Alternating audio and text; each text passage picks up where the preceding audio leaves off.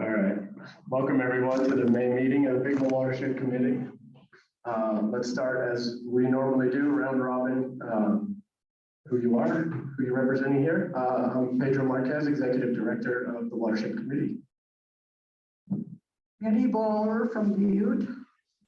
Tom Bowler from Butte. Mike Wilkinson from Wise River. Jim Hagenbarth from Glen. Tyler Camp, Alloy Group. Paul Sidoway, Butte Melrose. Jared Payne, FWP. Clayton Elliott, Montana Trout Unlimited, and I live in Butte. Matt Jaeger, FWP and Dillon. Randy Smith, Glenn. Brent Jordan, Glen. John Jackson, Jackson. On Reinhardt, White Group. Steve Levesque with Butte Anacon Dairy Sportsman. Diane Hutton, Wisdom. Jim Dennehy, Butte Silver Bull Water. Jim Olsen with Fish, Wildlife, and Parks out of Butte. Ben Laporte, Programs Manager for the Big Hole Watershed Committee. I'm Tana Hoffman, the Associate Director of the Big Hole Watershed Committee. Make sure to catch you guys. Just because you're on the outside doesn't mean you don't have to. Lance Trevish, President. Paul Clary from Glen. Sandy Clary from Glen. Tim Fay, Wise River. Roy Morris, George Grant Trout Unlimited. Craig Fellman, Wise River.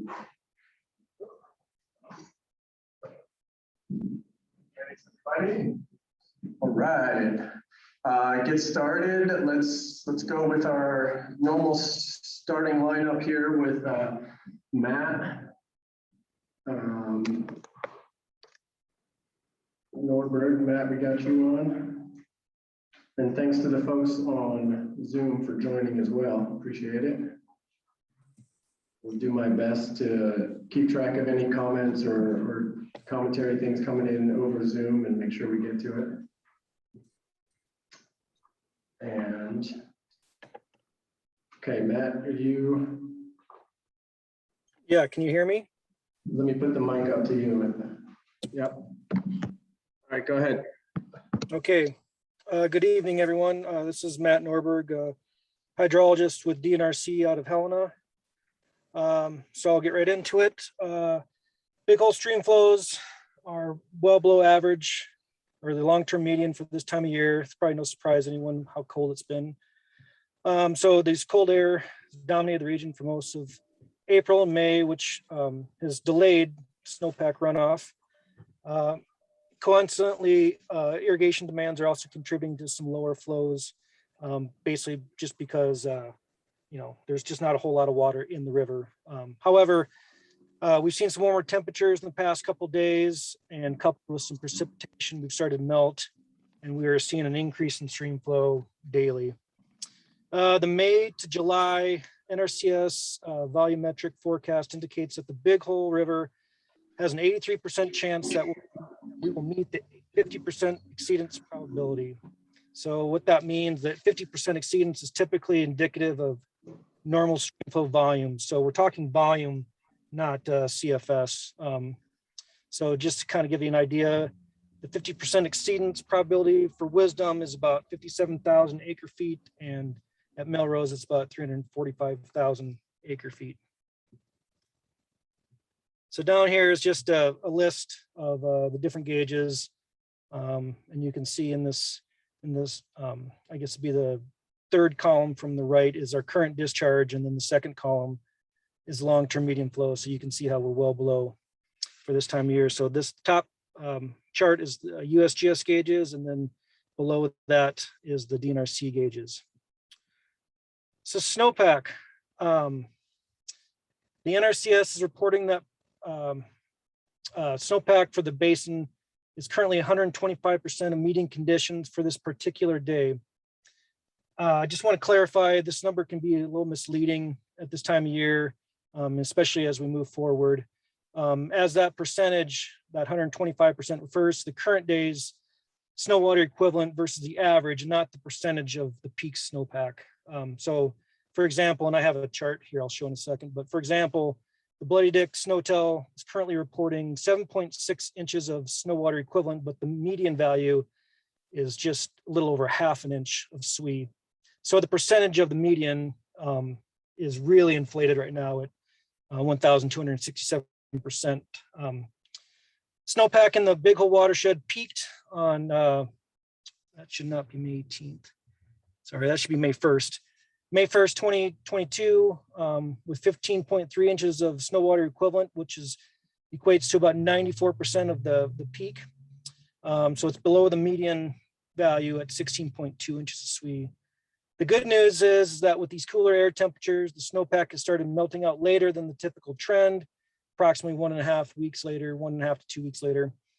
So our high elevation snowtell sites really benefited from these April and May storms. The Dark Horse snowtell peaked at about 32.6 inches, which is right at the median value. And then the Saddle Mountain, another high elevation snowtell site, peaked above the median and approximately started melting out 3 weeks later than the peak.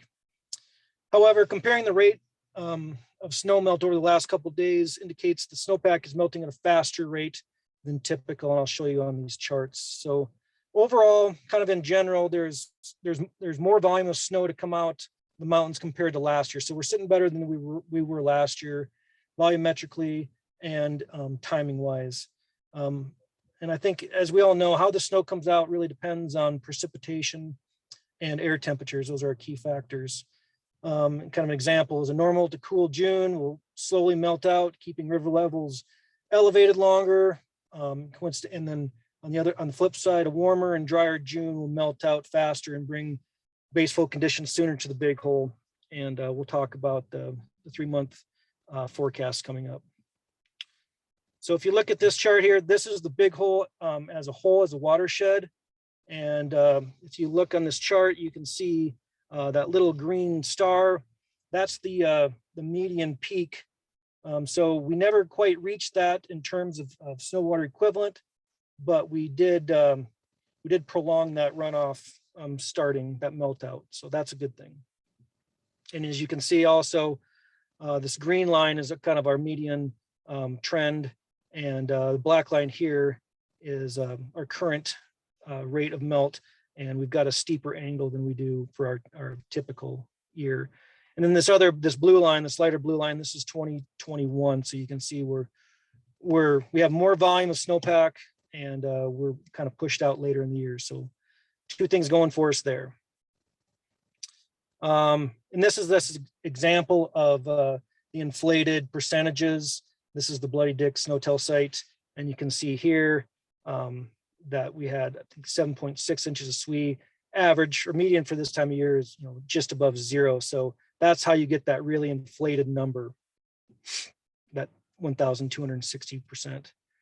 So here's another high elevation site. This is Dark Horse Lake at the headwaters of the Big Hole. We peaked out just a couple days ago. We've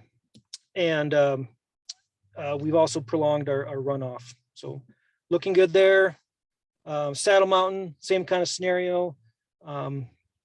Peaked higher than the median and later in the year. So another good snowtell site to look at. This is one of these new products that I've been showing in the last couple meetings. This is called Hypsami SWE. So this is another indicator of, the snowpack in the mountains, in the valley itself. As you can see here, for this time of year, the dark purple is the median value, and then the lighter purple is where we currently are. So you can see that we're well above average for this time of year. Hypsami SWE is reporting 145% normal, but again, those numbers can be a little misleading. And then here's just a graphical representation of the snowpack in the basin. So precipitation, currently Big Hole is tracking really close to the median, 97%. Again, April and May snowstorms, storms in general, tremendously benefited the Big Hole. And we're ahead of where we were last year in terms of total precipitation. And as we all know, late spring and summer precip can make or break river conditions and really overall soil moisture and conditions in the watershed itself. Here's the chart for precipitation. The black line is where we currently are. The green line is the median. And this lighter blue line is where we were in 2021. So we're above where we were last year in terms of total precipitation. So drought status, little bit of improvement. Drought status ranges from D1 to D3. The majority of the watershed is in that D2 status. And this is on the drought.gov website. If anyone's interested in looking, there's a ton of information on here. So forecast moving forward, our 8 to 14 day outlook predicts below average temperatures and normal to slightly above precipitation. So that's good moving through the end of the month. However, as we continue to look through the extended forecast into the summer months, the June, July, August predicts a transition to above normal temperatures and below normal precipitation.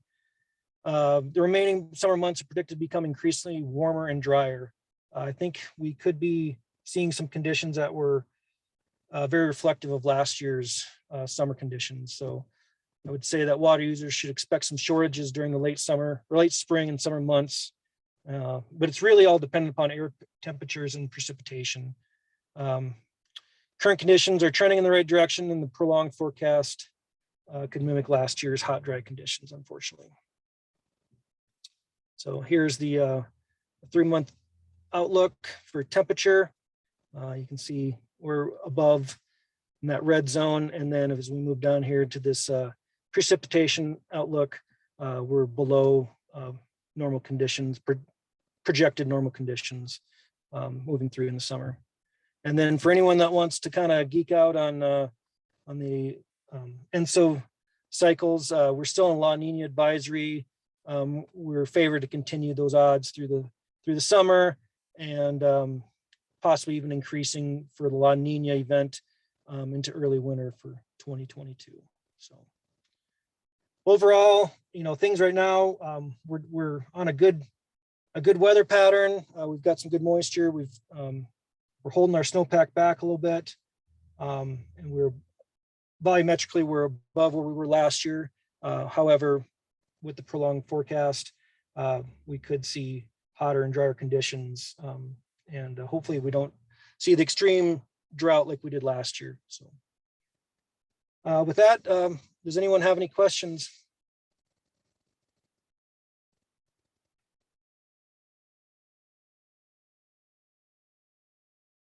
Okay, thank you very much.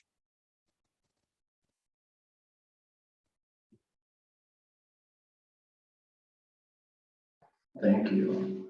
All right, now we're back. All right, and we'll jump into my report here real quick.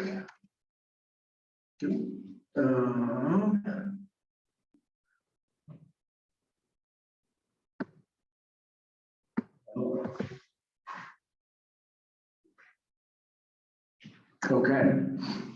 I will be quick because I really want to get to the fishery stuff. I always say that. Let's see.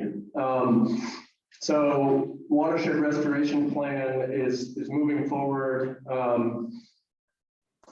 What you see down here on the bottom right, so we have GM Environmental, their GIS team, enlisted to work with us, kind of produce some maps for this report. And what I've had them do, and I've spoken about this before, is looking at our watershed at 10th code hydrologic units. So there's 14 sub-basins in the watershed.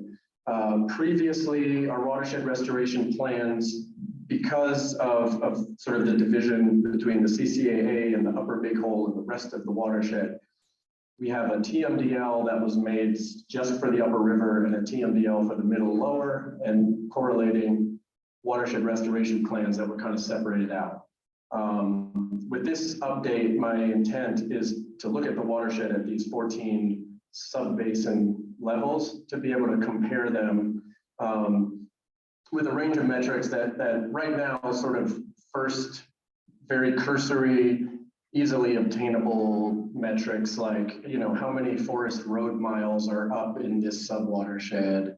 What are the listed streams? How many miles of listed streams? What types of listings do we have? you know, private versus public acreage, all of those types of things, just to kind of get a character of our watershed in a more digestible scale so that we can work on prioritizing where we need to put work. So that's coming together, and then it's going to have to come together really fast and furious in the next couple months. And I'll pretty much just be handling most of that work, and we'll have a draft of that WRP, at least a skeleton of it, by the time July rolls around. And then at that point, I think there'll be a lot more engagement with stakeholders and folks to start identifying places where they know more about the watershed than, you know, the generic GIS layers do, which is usually the case. We've got the drought plan out. Thank you, Tana, for awesome work on the drought plan this year. We made a bunch of updates and made it a more easily readable document than in the past. We did throw in there some voluntary fishing best practices that some of the shops in the Big Hole are using and intend to use again this year. And we wanted to kind of put a marker out there that these are good practices that help the fishery, and then we should encourage those types of practices across the board. Business interest in our 1% for the River Conservation Fund is growing. I don't have any official partners lined up, but I do have about 4 guide shops very much interested that we're discussing a partnership arrangement.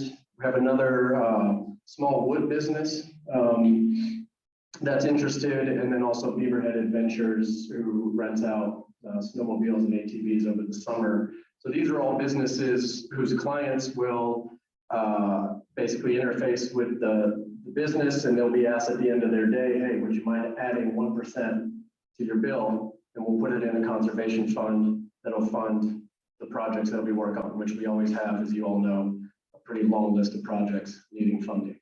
The key about this is that these projects, well, these dollars are non-federal. So basically, with our grant writing, we can double every dollar that's put into this fund. And things are looking really, really good right now on the fund. I'll be reporting it out to the steering committee in June. We have all of our, I was prepared for this. We have all of our donations coming in online from the donate button are now going directly into the conservation fund. So what we've done is we've separated out our general capacity dollars, which is basically paying our salaries to do non-project related stuff, which is a lot of the coordination and talking and permitting and all the stuff that goes into getting a project. And so we want, the idea with this fund is that there's so many visitors that come in and interact with the Big Hole, and we never get to see them, and they maybe never get a chance to, you know, give back to the river, contribute to the overall conservation that's happening. So through our partner businesses, that's a way that anybody that comes to the river and wants to invest in its future has a way to do so, right? And 1% is just the bare minimum ask. Anyway, and we want those dollars to go into a fund where we can tell our project partners, hey, I've got a pocket of money right here that's non-federal. And every time you tell any of the project managers or people that work in resources, if you have non-federal dollars, that's gold. It's hard to come by. There's about 10 to 1 federal dollars floating out there to non-federal dollars. So when you have non-federal dollars, it really makes an impact. So that's all going great. I'm excited to get all that. You'll see, it'll be much more visible. What you see here on the right is the first draft of what I hope will be visible at all the businesses that we'll be enrolling with, just to kind of call out for folks to contribute to the fund. And I'm open to suggestions on the wording of that. Let me jump real quick. I want to jump to, let me put the fisheries proposal to the additional business so I don't cover it right now. Real quick communications for your calendars. June 1st at the depot in Dillon, we will be showing the full 30-minute Life in the Land video. A 15-minute version of it was shown at the International Wildlife Film Festival. We had a tabling, a question and answer afterwards that went really well. The one in Dillon, really, I'm seeing as like the world premiere of this film. And it will be shown alongside a video made by the same group over on the Blackfeet Reservation talking about some of their work. So we'll have two films, about an hour worth of movie and a question and answer kind of tabling event afterwards. We'll have a table there, so please put that, it should be a big event and hopefully all of y'all can come. Especially any of you that were filmed and are in the film should be there for this tabling event and question and answer period afterwards. It'd be a great time to engage with the community in Dillon. Ken and I are in the final stretches of putting some signage together for fishing access sites, and also wanted to direct folks to Director Borsich, FWP Director's letter in the front of the Outdoors magazine, most recent version. Kind of a surprise. I don't know if anyone knew that was coming, but he had a lot of good things to say about the work that we're doing, and he left a phone number at the bottom of it, and I called, and the lady who answered had no idea that her number was at the bottom of the letter. But I ended up getting close. I invited the director here. I only gave him a couple days notice. It's not a surprise that he's not here, but anyway, that was just a good opportunity to engage. And he's recognizing some of the good work that we're doing here. Okay, lastly, I'll kind of jump to this water storage. Obviously, this is not a new subject for this group. I'm figuring out the most advantageous path to pursue storage. As you all know, veterans of this group know that we looked at this. We went to DC for this. We asked for money, it wasn't there. It's heated, it's contentious. So the way I kind of explained it at a conference Ben will talk about a little bit, you know, maybe in the past we sort of chose one spot, said this is where all of our, let's put all our marbles in this answer, whether it was, you know, Twin Lakes or some other, or Pettingill, and we kind of pushed that idea forward. The way someone, forgetting who it was that I was speaking to, Clayton, may have been you, but you know, when you do that, people will automatically just get into their camps, right? There's your answer. You got the folks that don't like reservoirs and dams already have their talking points ready. You know, the folks that need it have their talking points. So very quickly, a lot of division can happen right away. So what I'm looking at, and I've been speaking to a bunch of different engineers and folks that look at and think about these issues, to come up with a strategy that would give us a wide suite of alternatives, complete with cost estimates, water rights realities, regulatory realities for each one of those potential storage alternatives, right? And that could be a new dam, it could be raising the level of an existing lake, it could be, right, lots of the crazy things that are in reports that we've funded in the past, you know, icebergs in the upper valley that melt slower. I mean, that we actually have a cost estimate for that back from a report in 2005, if you guys remember that. I think it would be fruitful to have as many options on the table as possible to then engage a conversation with this group. And then one of the exciting ideas is that there's a model out there that will allow you to do that, where you can start turning different storage alternatives on and off and look at how that affects and impacts, you know, let's say the gauge at Wisdom, right? So we can kind of estimate, well, say if we add this many acres of wetland on private ground, we could bump CFS at Wisdom by this, right? Then we add a little storage up here and we can add it by this much, right? That's kind of the idea. Let's get a document where we can really clear-eyed look at a lot of different storage alternatives, look at what's feasible, realistic, and then move forward after we've kind of gained as much consensus and stakeholder buy-in as possible. That's an idea anyway. Sounds right to me. Now I'm ready for it. I'll put it on my, it's on my plate, and I'm going to keep pursuing this. There's some interesting funding opportunities available to go down this road. And it's all about partnerships. So I'll leave it at that, but I'm always curious to talk more storage, but I don't want to take up too much time. anyone has any quick comments or questions? Yeah, Jim. I was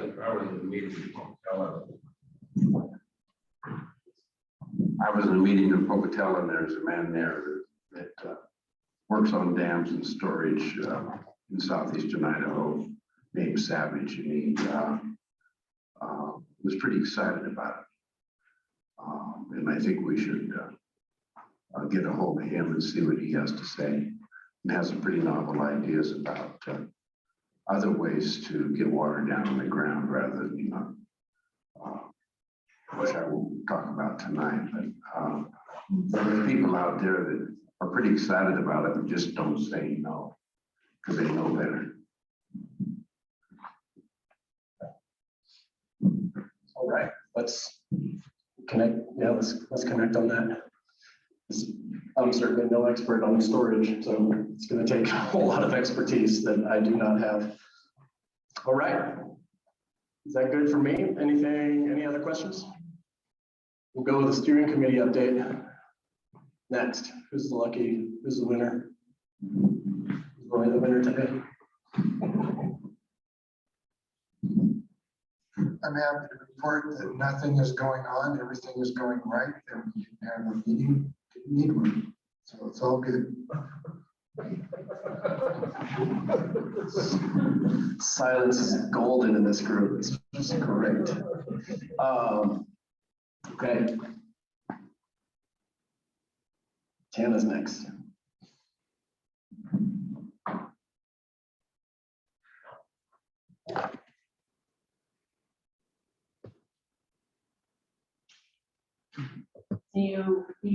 I'm screen sharing, so if you just pull up Zoom, it should. Oh. This one? Nope.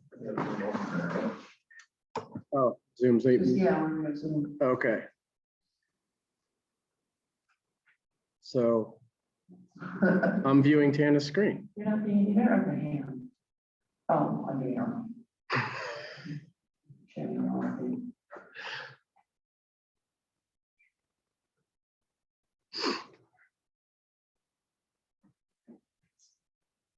Okay, Ben see it now. There we go. It's not there. Ah! Why?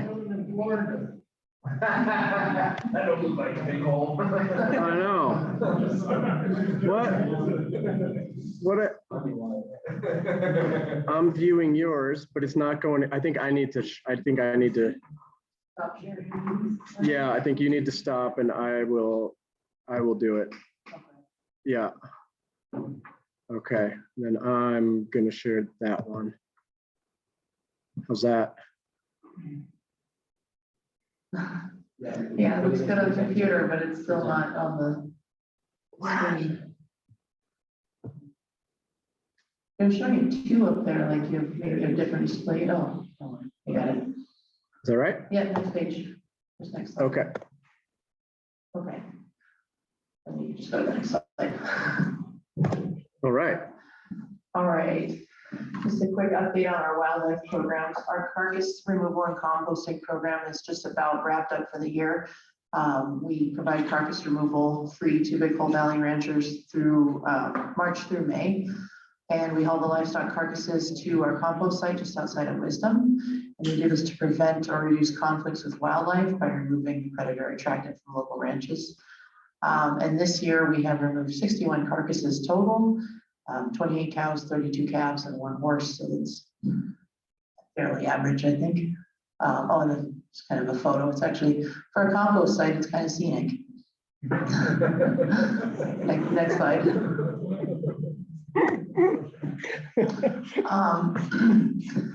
And then, so our Range Rider program is gearing up to start July 1st, and it runs July 1st through September 30th. And this year, we're also participating in a Range Rider study through Utah State University and Colorado State University. And this is part of our participation in their SIG grant, Conservation Innovation Grant through NRCS, which also they're giving us some funding for our wildlife programs. And so I met with Dean Peterson and some of the researchers in early May up in Wisdom just to kind of talk through the study and see how we could participate. And they're mainly, their goals are to describe how range riding impacts predator livestock conflict, livestock management, and rangeland management, to identify what extent different intensities of riding influence depredation rates and indirect impacts, and to identify how predator and range rider activities influence stress and behavioral indicators of stress. But the main goal of this is to eventually get these programs eligible for farm bill funding. So that's why we are, well, part of the reason we are participating. So hopefully that will work out. And yeah, that's really all I've got. Our Chet is going to start up again in July, so hopefully he'll get some good photos for us this year and won't run into too many grizzlies. So, any questions, or does Jim or anybody have any other wildlife stuff to add? How about sage grouse? You don't. I don't. We'll have Nana on here in September to tell us about sage grouse, but I don't know anything. All right. What was this? They read some or one of your social media posts or email grizzly sighting on Skinner Meadows. Yeah. So I don't know that much about it. It was people in carnivores that told us about it. And I think they had some, actually, I don't think they had photographs of this one, but I was just trying to let people know so they can be aware. Oh, I don't know that. Early in the season. It does. And I don't really know that anything else about it. You can keep playing it. Well, now you. Oh, yeah. Yeah, that's a good question. I didn't even think about that. Kim Johnston down in Dillon would know. I'm not sure. Okay. Track that down. For those of you on Zoom that maybe didn't hear, we're talking about the grizzly sighting above Skinner Meadows, I think, earlier this year. Okay, are we on to restoration programs? Okay. I'm going to share something new. I think. Nope, not yet. Not yet. And did I get this thing up? Yeah, you're not. Yeah, no, I know. I'm going to open this up first. And then I'm going to share. There was no technology courses when they teach you ecology. All right, here we go. All right, guys. Well, I had a productive month in our program, restoration program. One of the big highlights was that we closed our project bid for Upper French Gulch, our fish passage project.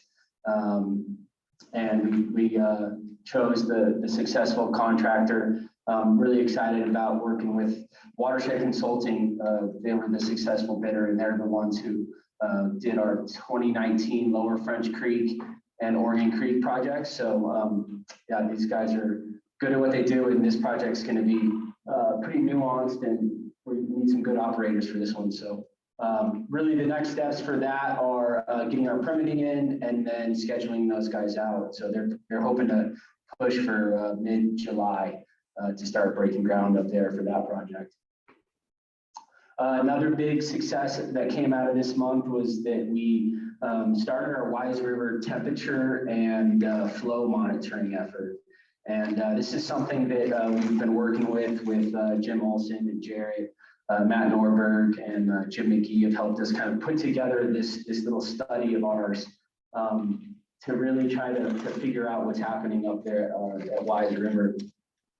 Really trying to understand irrigation withdrawals, surface water irrigation returns, and subsurface groundwater returns in that watershed. So the idea is to hopefully do this kind of data collection and then identify some projects that will come out of it. And this map here just kind of shows you the green dots are where we put all of our temperature and flow gauges. So we have 8 temperature and flow sites and then 5 temperature sites. So yeah, really trying to kind of wrap our heads further around Wise River and getting more cold water and more of it coming into the Wise River is really the goal. Our Anaconda uplands move forward. We had some effort involved with getting our 2023 scope of work written for NRD and getting a new task order pretty much signed. Looking into 2023 is kind of what we had to do this month for them, but the juice will be worth the squeeze when we get contracted with those guys and have a whole nother year of working up there in Anaconda uplands. So that took some time on my plate. One cool thing was we submitted our RRGL application. This is in conjunction with Madison County. And some of you guys may be familiar with what we've been calling phase 1 down there at Pennington Bridge, which we implemented last year, where we essentially lowered the point bar directly upstream of the Pennington Bridge, just to buy us some time to kind of get to this phase 2 effort. You know, lowering the point bar we knew was kind of a, you know, wasn't going to be a long-term fix here with what's going down at this bridge, but wanted to show you guys this is one of the designs that we're working with Great West Engineering and Karen Boyd with Applied Geomorphology. And it's really, you know, we're taking a look at the whole kind of system and reach down there above the bridge and below the bridge. There's some irrigation infrastructure projects that we're going to try to accomplish, and then some fisheries habitat, lighting up some of these old channels for spring runoff, and hopefully get some good spawning habitat incorporated with some of these projects. But this RRGL application was essentially to get all of these projects to shovel ready, get all the permitting done, and get them to final design. So fingers crossed that we get that one. And then one of the highlights for me this last month was, Pedro alluded to it, but I spoke at the Montana Stormwater Conference in Missoula. And that was an awesome experience for me, a good learning experience for me. And my talk was essentially about all the work that we've been doing in French Creek and the Mount Hagen Wildlife Management Area. When I was just kind of putting together my PowerPoint, I did some number crunching, and over the last decade, Big Hole Watershed Committee and all of the partners and stakeholders combined have invested $3.5 million into that drainage. And we have a whole other $800,000 planned for this next year. So, you know, I wanted to show off the work that we've been doing up there because it's a big effort. And it's certainly something that we can hang our hats on. And, you know, a lot of you guys know about it, but thought it was important to share that with the greater world outside the grain trawl. So yeah, that was great. Pedro spoke at it too. And then lastly, Max Hansen, who was our watershed health intern last year, he just finished up his thesis portfolio, and it really was everything that the Big Hole Watershed Committee is involved in. He talked with some of you guys. I'm sure you had some interviews with him, but yeah, he kind of had a 3-pronged portfolio thesis, and I went to his defense and supported him on that. So thought it was really cool to hear him speak about all the good things that we're doing here. So getting more of the word out there, and he did a good job. So good for you, Max. Yes, Smith Sage Springs. What are you thinking?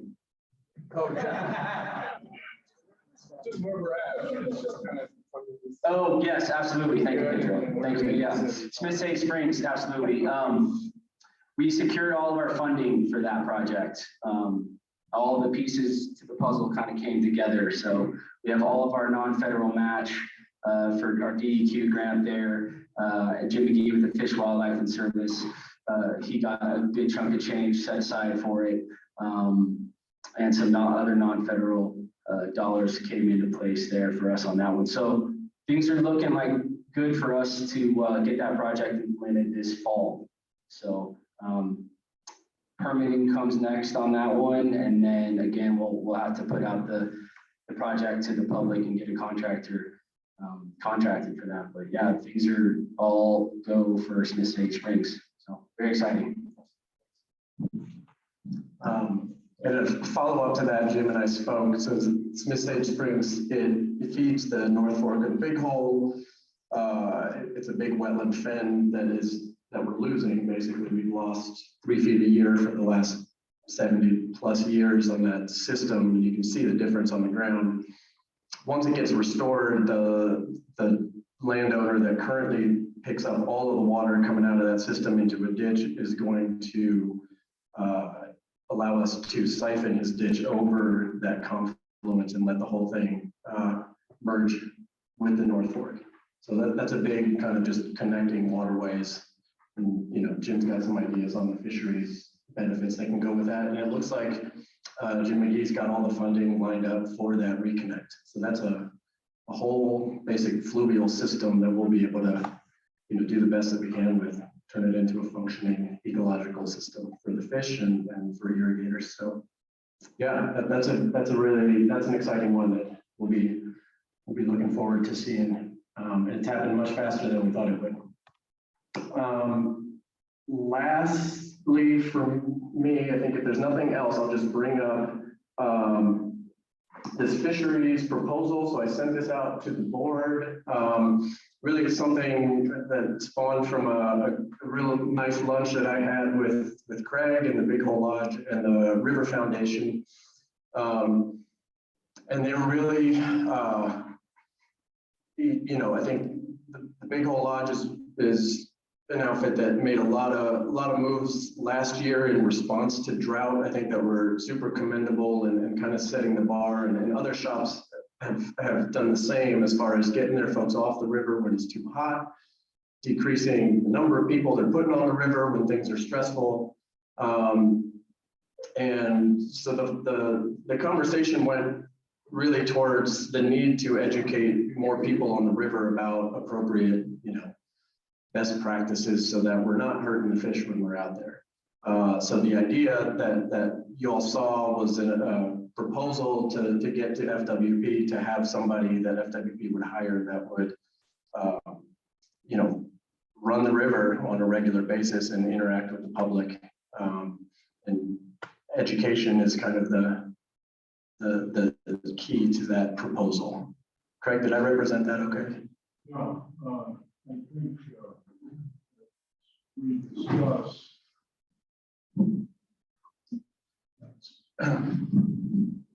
there's an element that is kind of operating under the radar. And what I mean by that is you get fishermen from out of the area or out of state coming in, and a lot of them never go to a fly shop to find out that there's a hoot owl going on the Big Hole, or just warm enough water that doesn't justify instituting a hoot owl, but warm enough where you're killing fish by being out there and fishing. So this person, we thought river ranger sounds too much like enforcement. What we were thinking about is an FWP employee, college student would be probably ideal, that could run the river different sections through the week. And when the water is, you know, in the upper 60s, 70 degrees, they should consider getting off the river and explaining these conservation efforts at the Big Hole Watershed Committee and Trout Unlimited and Big Hole River Foundation are behind and the problem is if somebody's out there at 3 o'clock in the afternoon when the water's 70 degrees and they're catching a lot of fish and overplaying the fish, keeping them out of the water too long, that element can be significant as far as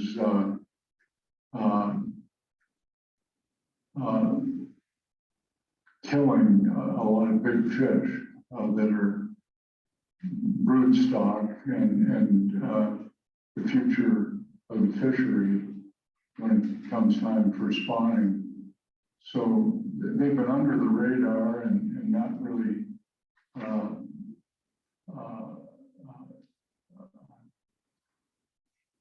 approached, and I think better signage would be important. Now I'm talking about conditions before Hoodell is instituted, and so this person, this college student, would be informing people, you know, being polite and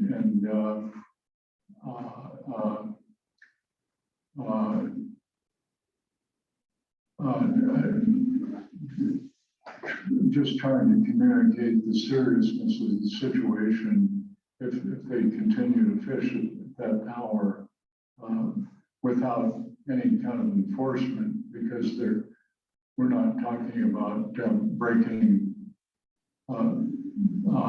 rules and regulations. We're just talking about conservation.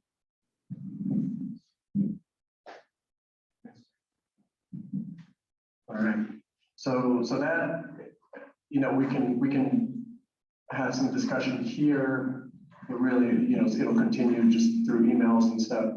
I laid out some options for us as far as, you know, if we like the idea, we could sign on to the letter kind of as is. We could tweak the letter.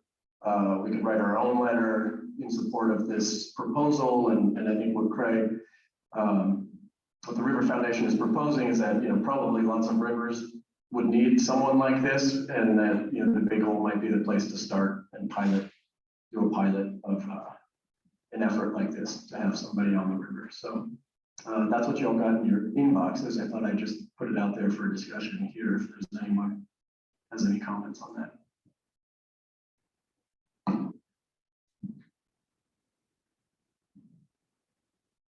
Okay. I think the signage is a good idea. Signage. Especially if you have somebody that's, you know, like we have a person that's their job, you know, patrolling the river, whatever you call it. That would be, you know, easy. There's only so many fishing access signs, and you had good signage that you could update, you know, once a week, or I think that's a really good idea. And I wouldn't worry about the employee person being rude.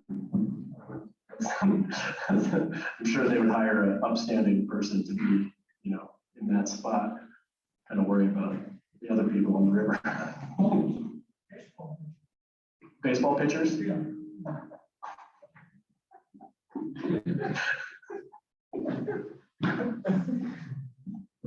There you got me, because I kind of don't know what you're talking about.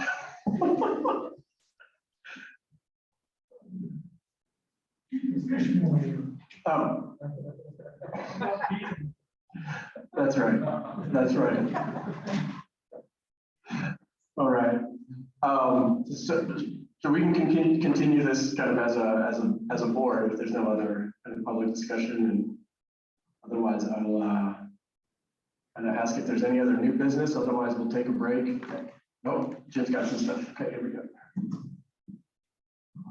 As a member of this group, I'd be remiss if I didn't bring up Initiative 191. It's being proposed by the Cottonwood Environmental Law Center.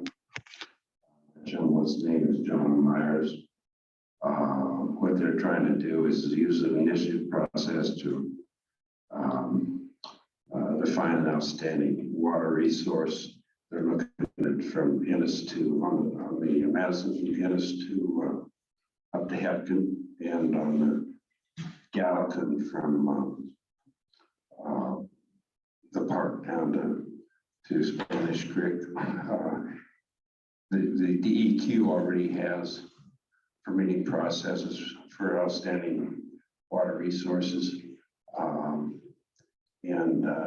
If this initiative goes through, it would have a huge impact upon our ability to manage the river itself.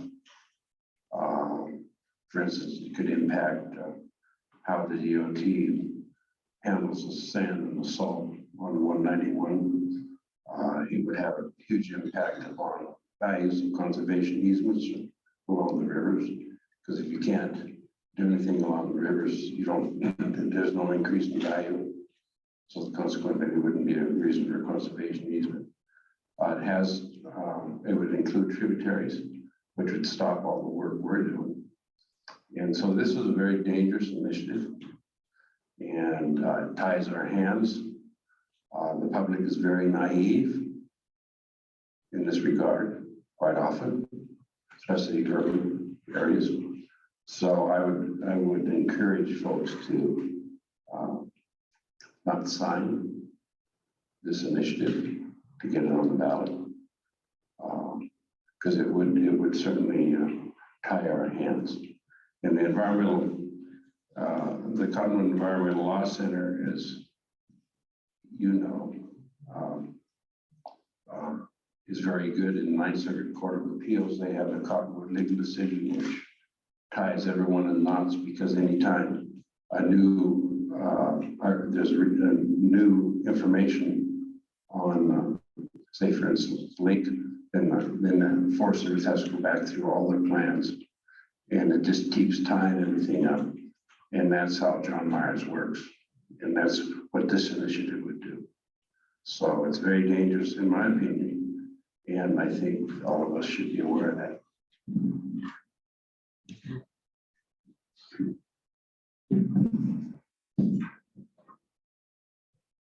Okay. Any other follow-up comments or new items? All right, otherwise, let's take a quick break, grab some coffee, grab some snacks, and we'll be back here with our fisheries biologists, let's say 10 past. Should give them enough time. Thanks, everyone.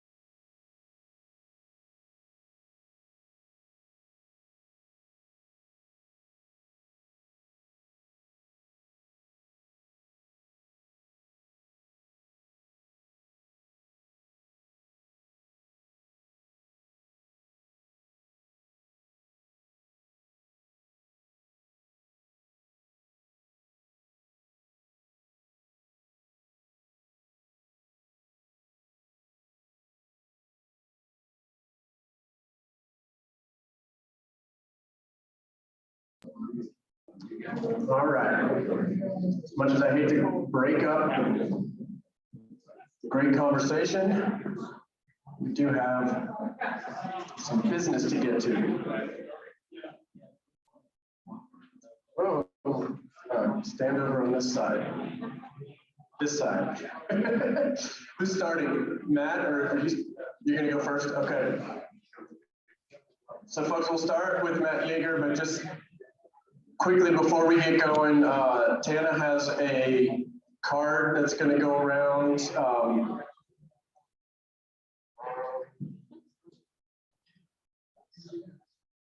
It is super distracting. That way. Okay, that's maybe a little better. So, last month, Hans Humbert submitted his resignation from the board, and we thought after all the years of service to the board that we should all sign a card for him. So if you're on the board or not and know Hans, Tana's gonna pass a card around so we can get that to him for all his years of service, and hopefully he stays connected with our group. He's got a lot to contribute. So, You have a plug for your computer? I do. I will plug that in while you get going, and I'll start. We're going to get a big update on fisheries and fisheries plans. And that's this one, yes. Yeah. And make sure the Zoom guy does the right thing. So many things. Where to go? Yeah, where to go? This one. All right. We're good to go. Okay, Mr. Jaeger, all yours. Thank you, sir. Thanks, Pedro. Well, I think I know a lot of you in this room, and I know some of you have already seen this one, so apologies for making you guys sit through it for a second go around. But just by way of introduction to folks I don't know, I'm Matt Jaeger. I manage the fisheries over in the Beaverhead and Ruby watersheds, and I also oversee our native fish program in Region 3. And what Jim and I wanted to do today was bounce some ideas off of you guys of plans that we have that would, functionally serve as management plans for the Beaverhead, Ruby, and Big Hole rivers. Why Pedro's plugging this in and all that stuff, I guess I'll just speak to, the last set of fisheries comments that came around about trying to improve outreach and education. Jim and I have presented this to probably 12 or 13 groups now and have one more to go after this one. We're going to go to Anaconda tomorrow.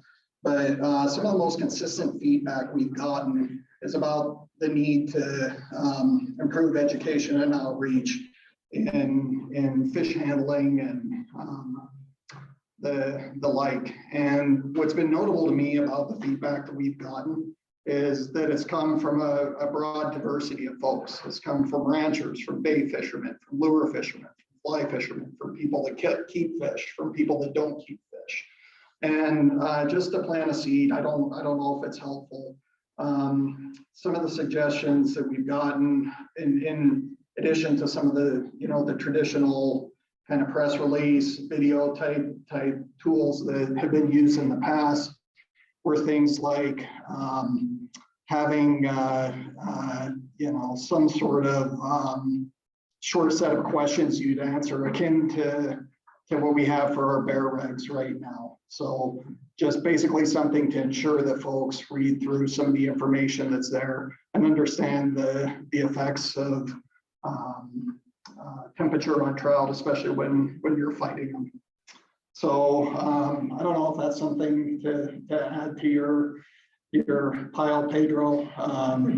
Some folks that fish a lot in the Everglades say, you have to basically do this 5-question quiz to get a permit to fish in the Everglades related to seagrass and things like that. Yeah. And I don't know, that may be potentially as broader reaching kind of a approach, but you guys aren't alone. A lot of folks have identified that as a need. So in terms of what we wanted to talk to you about today, like I said, it's mostly management plans, and this really harkens back to last year. So in several of our rivers and in some reaches, we were seeing lower brown trout abundance. And in response to that, there was a lot of desire to see some kind of regulations put in place, because that's one of the things that we can control under our existing management authority to theoretically dictate or drive where these different populations go. And at least locally, we got together a group within the region, so FWP's Region 3, that was represented by a diverse group of all kinds of different stakeholders related to angling, both commercial and non-commercial. And like I said, folks that keep fish, don't keep fish, fish with flies, fish with bait, the like. We met with you and tried to hammer out some ideas about what we might want to see for regulations. And surprisingly, it went really well. In a 2-hour meeting with a group of probably 20 to 30 people that had never been in the same room talking about this before, there was good consensus over what we wanted to try. I think there was only one brief moment where someone asked someone to step outside into the parking lot, but that got quelled relatively quickly, and things went well. We put this together sort of as a menu for the department commission to choose from, where not only were these things that folks saw were meaningful, but it was set up in a way for different sections for different rivers that we'd be able to learn from what we implemented. So we'd be able to understand the biological response. What ended up getting established and passed as regulations that we have for the Beaverhead and Big Hole right now don't have that ability. Basically, all these things were combined, and because of that, we can't learn what's working and what's not. One of the other things that came along for the ride in this is that certain sections, like the upper Beaverhead, that were actually at above average abundances, got really restrictive regulations, similar to what areas that were at low abundance got. And so as part of this statewide fish management plan, Jim and I wanted to take a crack at coming up with a framework that would help dictate when and how we put on regulations. And then again, emphasize learning what's working and what isn't really effective at driving populations. So the statewide fish management plan, I don't know how many of you have seen it or looked at it. It largely lives on the internet. It's like 1,000 pages or something like that. And it reads more like an encyclopedia than a management plan. During the last session, the legislature asked that we update this more frequently, every 4 years, and make it a little bit more prescriptive. So for these, all the different waters that are covered by this plan, which is everything in the state, we do a better job of lining out how this relates to management. So it's a perfect home for what Jim and I are going to present here this evening. And again, what we're trying to do right now, the timeline for this is by the end of the month, we've got to turn what we have into fisheries for internal kind of assimilation and review. And then in probably late, so the timeline's kind of shifting, but probably late summer, early fall, this whole document will go out for public review. And so what we'd like to do now is get feedback to make sure what we're putting into this on the front end is something that makes sense to folks, and something that hopefully you guys would be able as a group to support on the back end. So before we dive into that, I wanted to tell you a little bit about what a fish population looks like through the eyes of me and Jim. So we're not, seeing fish swimming through pools or staging in riffles. This is what we see, or something kind of akin to it. And when you break down this big, ugly, Greek line of characters into its different parts, it starts to make a lot of intuitive sense. And so what this is saying is basically the number of fish that show up in the population this year is a combination of the number that were there last year that made it through the year, right? So the number that survived, plus new recruits. And new recruits is basically just the number of girls you had 3 years ago, times the survival of eggs in the gravel, times the survival of young of the year, time to survival of 1-year-olds and 2-year-olds. So those are all the new fish moving into your population. And in terms of why it's relevant to this, when we think about putting regulations on, what we're really trying to do is move survival rates at these different stages up and down by different levels, right? That's the name of the game. That's how you make more fish or less fish or fish of certain sizes. So these numbers that in blue are, they're not numbers that we have for our fisheries. We don't have those right now, but I'll speak to that in a minute. They're numbers that are, you know, out there in the scientific literature. They're probably within shouting distance.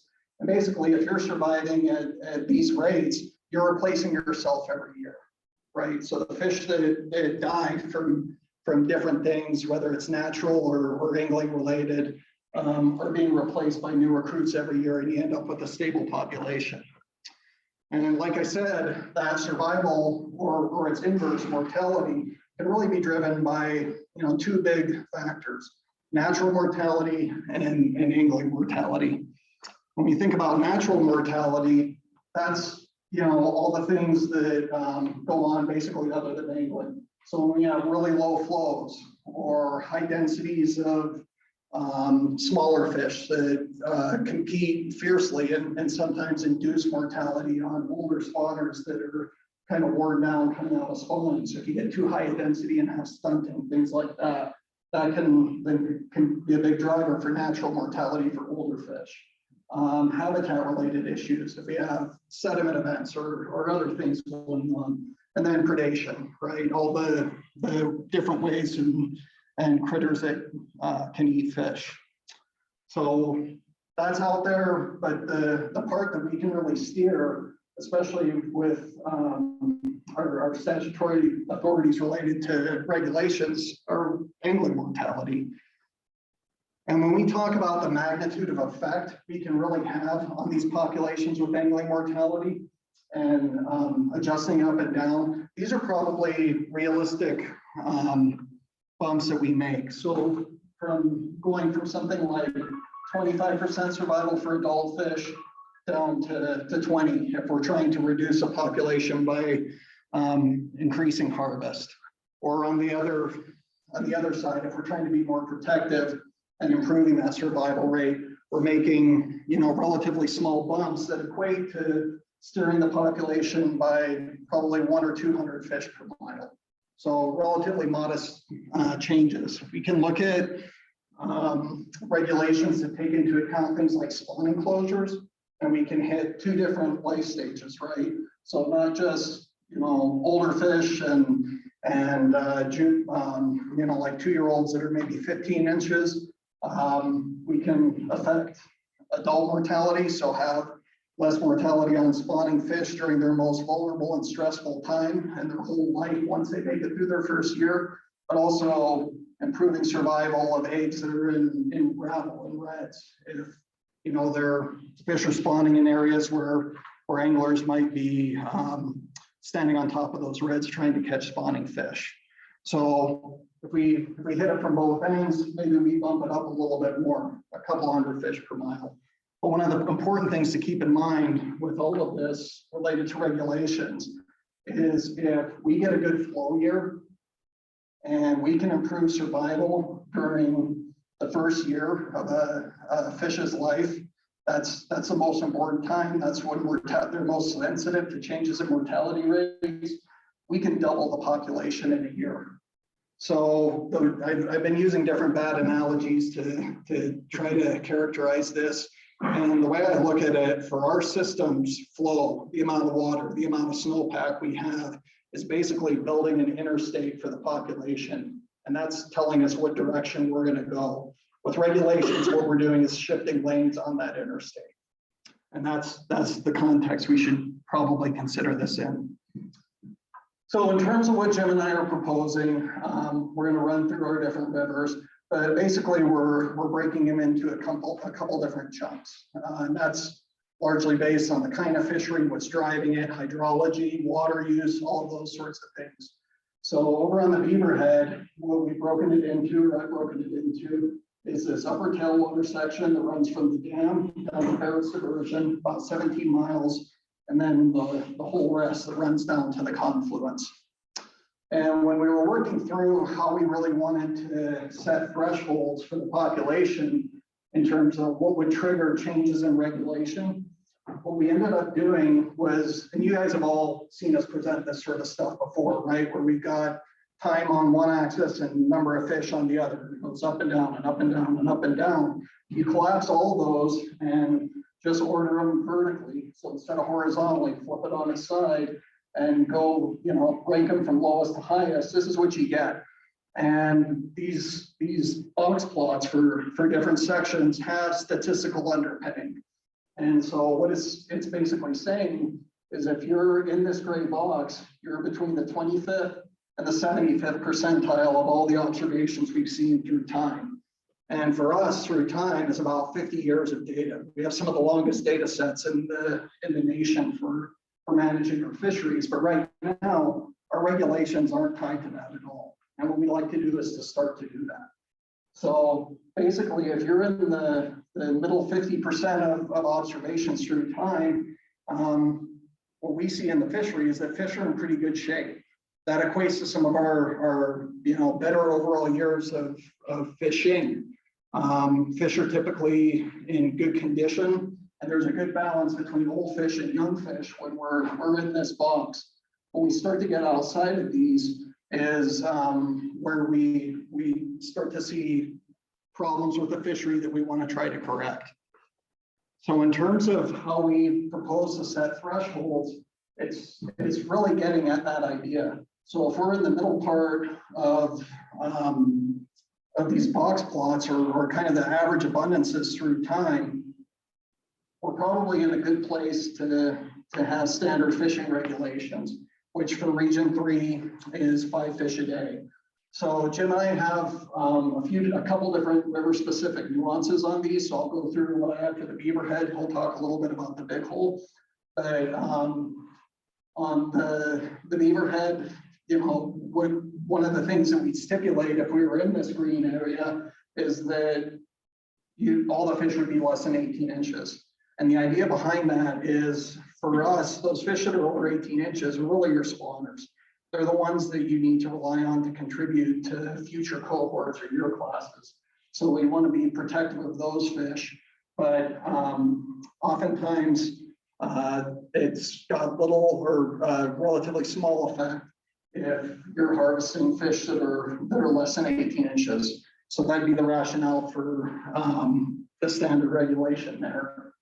If we drop down into the yellow, which would be the 25th percentile to the 5th percentile, we commensurately drop harvest down to 1 fish a day. Again, less than 18 inches. So as the population starts to get thin, we want to be more protective, but set it up on the front end. So this, is sort of pre-orchestrated instead of being reactive. If we drop below the 5th percentile, what we propose and put forward as regulations is catch and release and spawning closure in that section from October 1st to April 1st. And so that period covers basically brown trout spawning and incubation. Fish on the Beaverhead are spawning starting in mid to late October, and their eggs are in the gravel through March. On the opposite end, as we start to creep up above the 75th to the 95th percentile, we want to start to liberalize harvest. So bump things up to 7 fish a day. And the reason for that is, you'll see this in some of the next few graphs that I present, what Jim's going to show. When we start to get into some of our highest abundances, almost always you see a crash on the back end. So we go highest of highs to lowest of lows. What we want to do is try to manage in here a little bit. And Jim's drawn a really good comparison for, this that kind of serves as an analogy with mule deer, where when you get really high mule deer densities, they can kind of overrun the browse, late winter browse habitat that they have, set it back, and then they go from a really high abundance and crash while that browse recovers, and then eventually the population recovers. As folks started putting out more doe tags for mule deer, they were able to dampen the amplitude, the ups and downs, and manage more in kind of a more sustainable place for the population. And that's what we're trying to get at. If we get all the way up into the, these rare extreme high abundances, so above the 95th percentile, we'd really encourage fish or people to keep fish and bump it up to 10 a day in the hopes of bringing it back down where you don't cause one of those, I referred to it earlier, but these density dependent mortality events where you've got a whole bunch of small 15-inch footballs that are in great shape, that didn't spawn, that are competing with a bunch of rundown 18 to 24-inch fish that don't have it left in the gas tank when things get thin through the winter, especially these low flow years, to fend those smaller fish off. That's the main way on the Beaverhead that we're losing our old fish.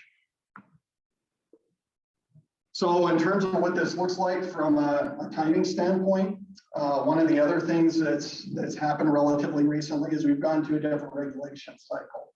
And this happened pretty recently, I think in the last month or two. So instead of having our old 4-year regulation cycle, we're going back to what I think is an even older 2-year cycle. So every biennium staggered with wildlife season setting, we're going to be accepting new regulation proposals. This is going to be one of those years. So here pretty quickly, we're going to wrap up scoping on regulations. Public comment for those will also be later this summer. But with that biennial cycle, what that allows us to do is sync up these management changes with when Jim and I are out shopping and doing our population surveys. So Jim's out in March, I'm typically out in April, and we usually have estimates by early May.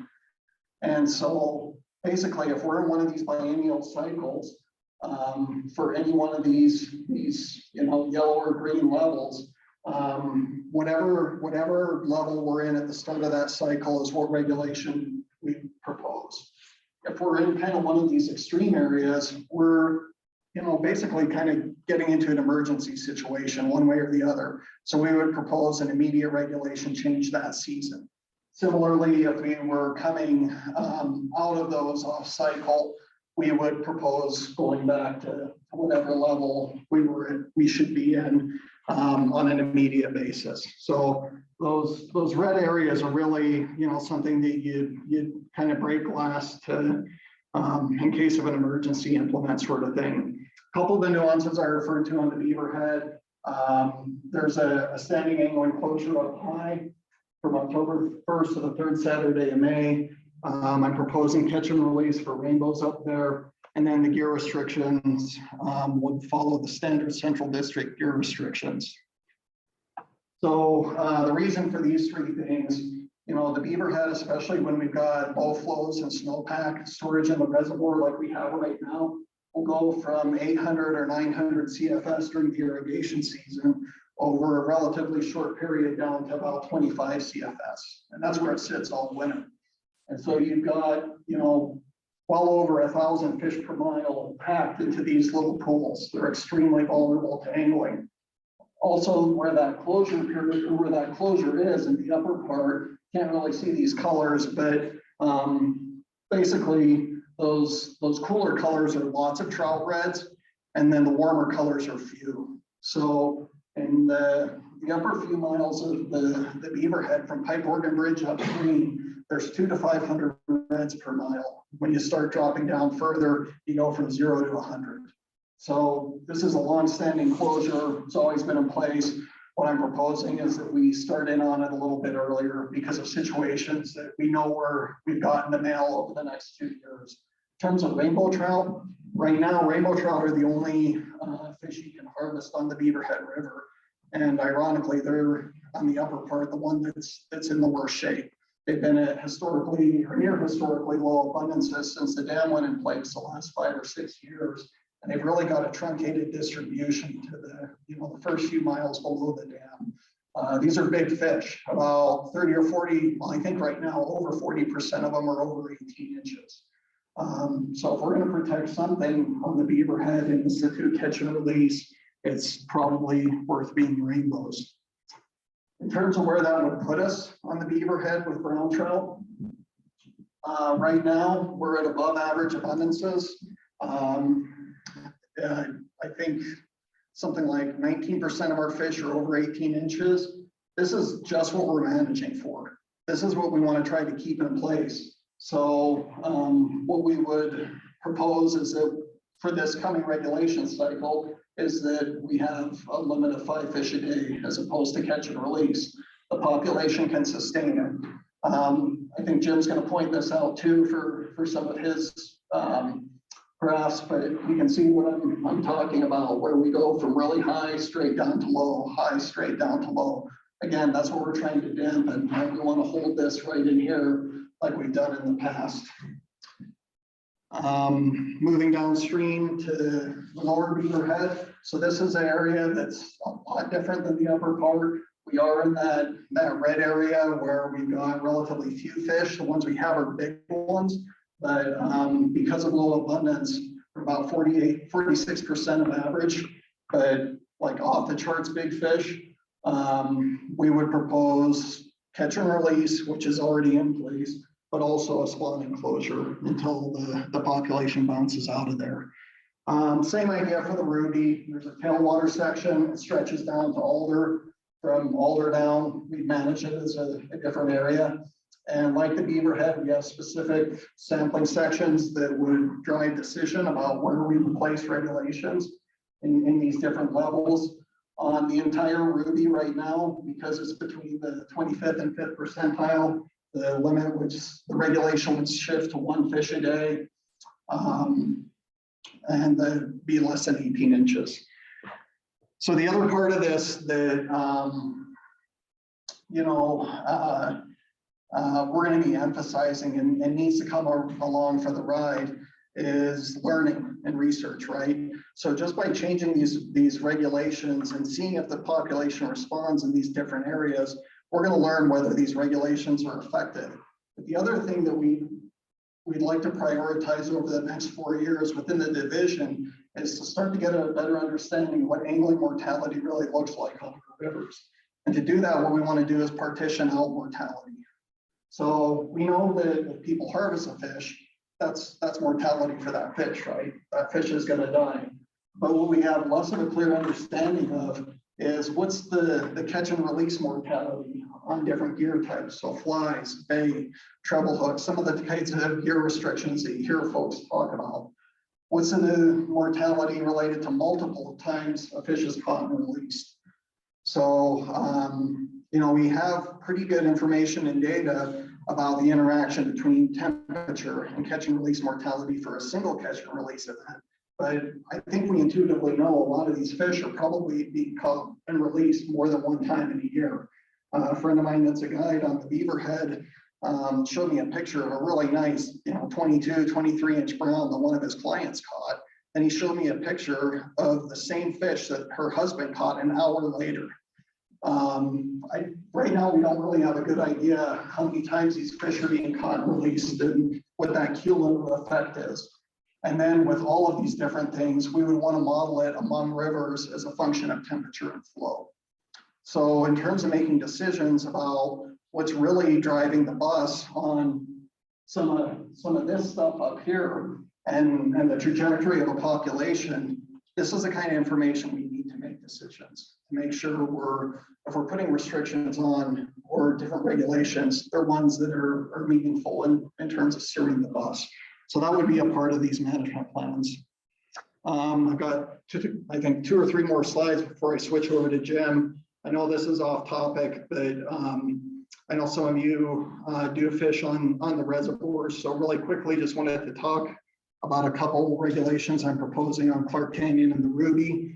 In general, I stock 350,000 fish in Clark Canyon, about 65,000 in the Ruby, but we didn't have a good understanding of how much of wild versus hatchery contribution we were getting for our rainbow trout. And so we did this otolith microchemistry study. Otoliths are the inner ear bone of fish. They're interesting in a couple ways.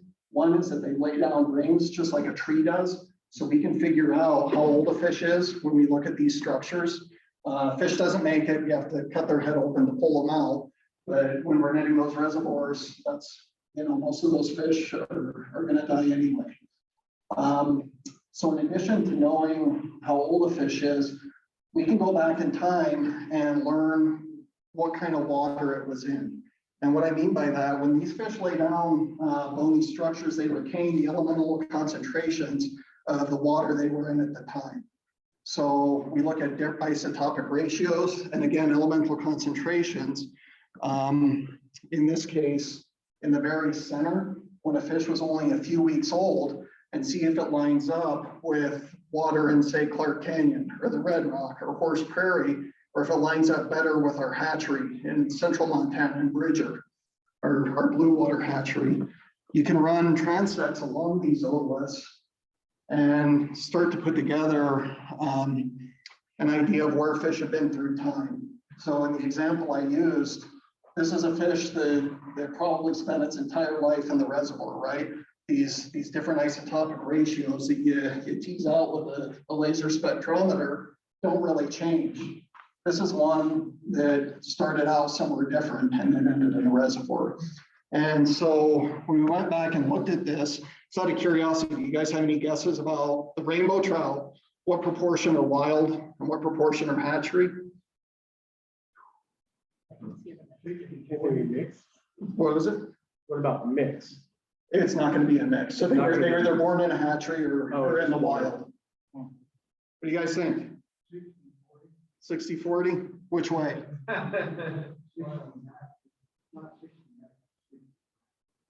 Yeah. So it is about 75% of those rainbows are wild. So even with all those fish that we're stocking, most of the fish that you catch in the reservoir are wild rainbow trout that are spawned in the tributaries. There's a bit of variation through time. We can still steer the bus to some degree in terms of stocking, but we got to put emphasis on, you know, the quality of the fish and making sure they're better conditioned to survive in the wild when they come out of the hatchery, as opposed to just winning with numbers. And that's what I'm working on with our hatchery managers. But one of the things I'm proposing from a regulation standpoint is to start to be a little more protective when those rainbow trout are in the spawning tributaries. So the Red Rock River has a closure right now during rainbow trout spawning that aligns with the traditional spawning season. I'm going to propose to extend that to all the spring tributaries to the Red Rock that get used over on the Ruby. Jim's smiling, he knows that country. Over on the Ruby, I propose having a closure from Sweetwater Creek down and along, you know, the small tributaries like Baby Creek and some of the other ones during the traditional fishing season. But that's really the suite of regulations and the overarching management plan that I've got coming down the line. I guess I can pause for questions on that while we get Jim's talk set up. If you guys have any questions about some of the things I just ran through. I don't know if I have a question, but if you're trying to manage fish just by keeping fish and not keeping fish, in my open view, I just don't know anybody that keeps fish. Is there a lot of people doing this? So that's a good question. Right now, intuitively, no, I don't think there is over the course of the year. I think, you know, there's certain times, at least on the Beaverhead, you know, the opening few weeks when some folks are here for hunting camps, where there is sort of a higher spike in harvesting fish. But really, we don't have data to say one way or the other. And part of that is because of our assumption that there is relatively little fish harvest going on. Nonetheless, what we're doing in the absence of data is restricting harvest. That may be something that ultimately isn't going to help improve fish abundances, but we're not going to know until we implement it and try. On the other end, if we don't have harvest as a potential tool to, bump these, abundances that are twice what normal is down a little bit and make some room for survival of older fish, we're just kind of throwing our hands up in the air. I guess one of the things I've the ways I thought about this, when you look at natural resources, there's not a single user of other kind of natural resources that aren't involved in their management actively, whether that's timber, range, wildlife. The users of these natural resources have somewhat of an obligation to be partners in their management. And that's one of the main ways that we can sort of fulfill that requirement for effective management. So in terms of whether a lot of people are actually out there harvesting fish and they're going to harvest fish when we need them to, this is in some ways an experiment. Well, I do applaud you for being able to adjust the regulations, because I think we're on a 3-year regulation thing. So you might find out more if you can make those adjustments, particularly if you're trying to adjust high numbers down. But I don't know how well we can do with low numbers. But I mean, if you can do it annually or when you need to, that would be very helpful. Would, just to make sure Zoom people hear, but would, like with what the River Foundation is proposing and the person on the river, is there a way to maybe incorporate some data collection as far as harvest or keeping fish or something like that? Like if that gets confusing, but it sounds like obtaining that data because of the nature of the use of the resource, right? Just people floating a river, it's hard to just kind of capture that, that data. Is that something worth exploring that would help you guys out figuring out the answers to these questions? Yes and no. I mean, yes, with some conditions. So when you put together these studies, you have to make sure you're doing it in a way that it doesn't bias your findings, right?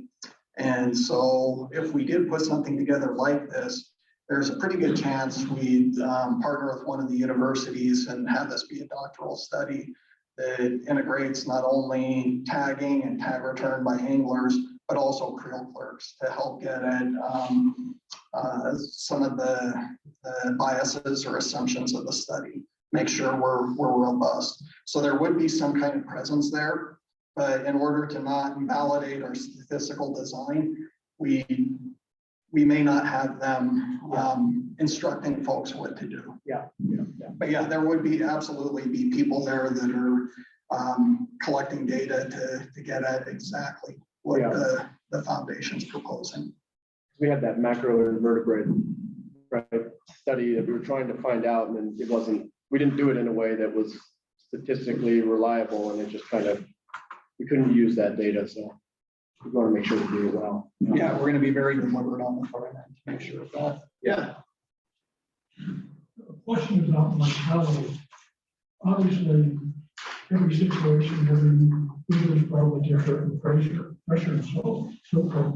But I thought I read an article in the magazine that the state puts out. The statistics of, on average, where the first time you release a fish, it's 2.7%, whatever. It's some number. But by the time somebody releases fish my question is, it really kind of accelerates mortality. Fish by the time you catch it 3 or 4 or 5 times, right? Absolutely. All that kind of stuff. That's the assumption that it's either additive or even multiplicative. That goes on. Yeah, one of the challenges is a lot of the studies that we have to rely on happen in the lab.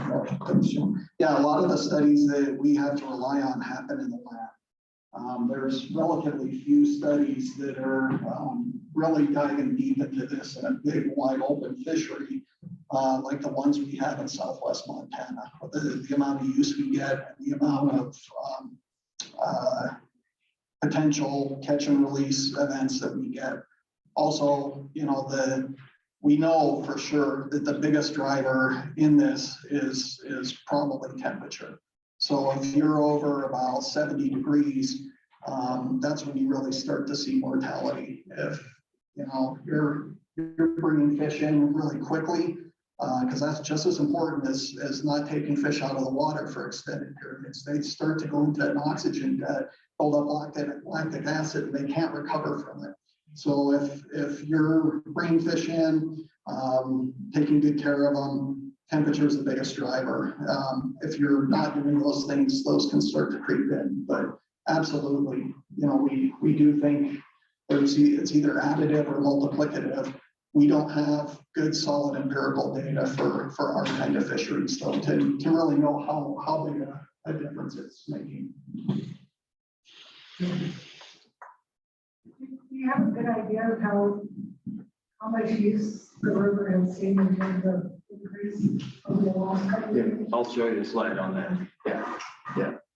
All right, so I'll try to be quick on the big hole, because basically our concepts are the same. I don't need to go back into that, but I'll go through a few slides first about where we're at with our fish populations that we did this spring. So this is the Melrose section on the big hole.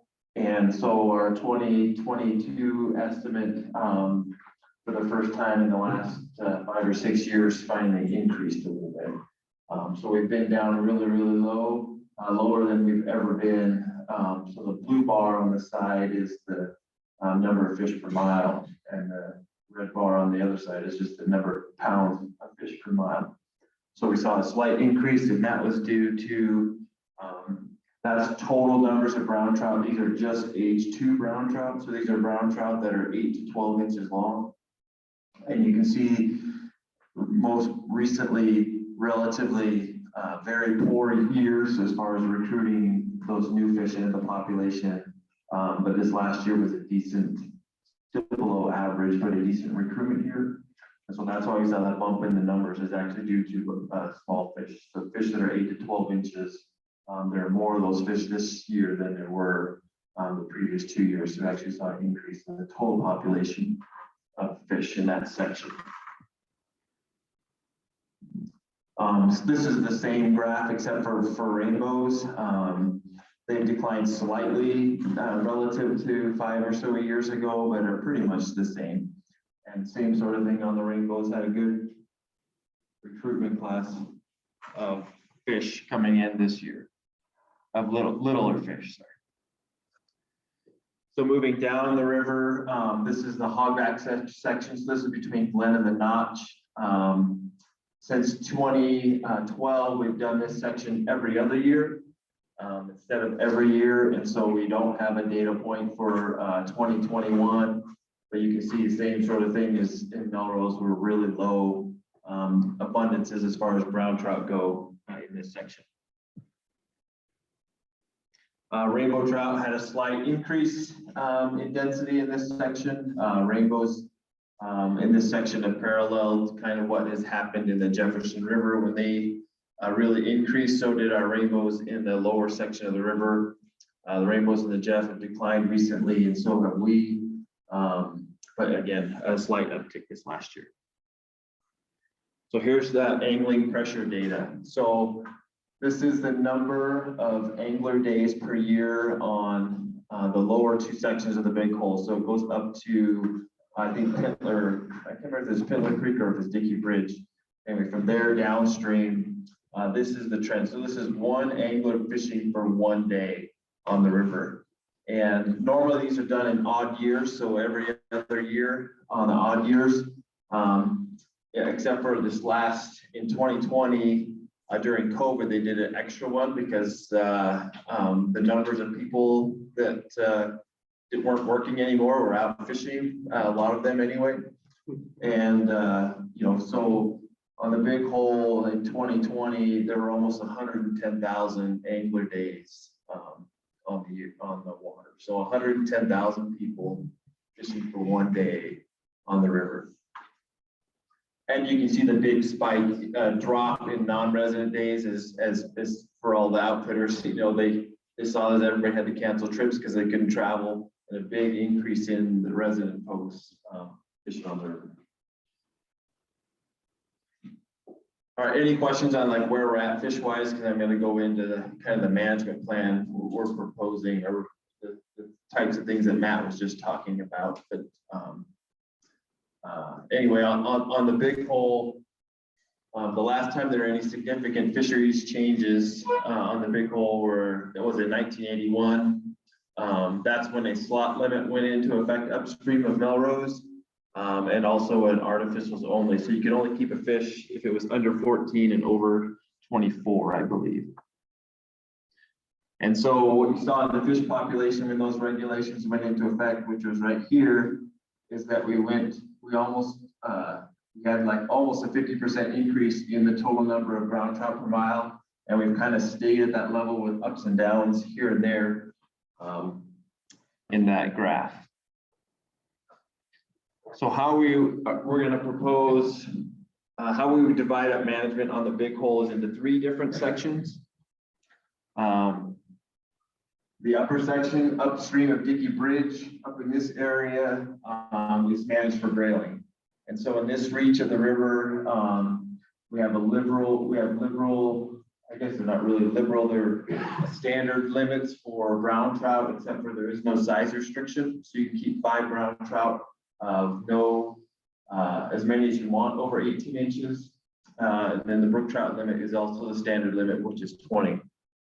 And then we divide the next piece of the river. So from Dickey Bridge down to Browns Bridge, we call the middle reach of the river. And then from Browns Bridge down to the confluence of the Beaverhead is the lower section of the river.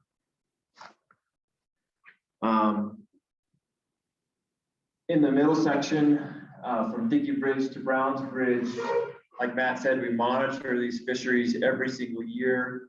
We do our population estimates in March. We have them all entered in the computer and computed by May. And then we can make changes to those regulations based on what we see. So we continue to do this every year in Melrose. And then every other year, we would also do this, collect data in the Jerry Creek section.